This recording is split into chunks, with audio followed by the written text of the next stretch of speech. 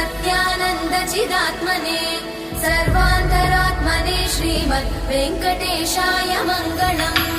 स्वतः सर्वविदे सर्वशक्तये सर्वशेषिणे सुलभाय सुशीलाय वेङ्कटेशाय मङ्गलम्। परस्मै ब्रह्मणे पूर्णकामाय परमात्मने प्रयुञ्जे परतत्त्वाय वेङ्कटेशाय मङ्गलम्।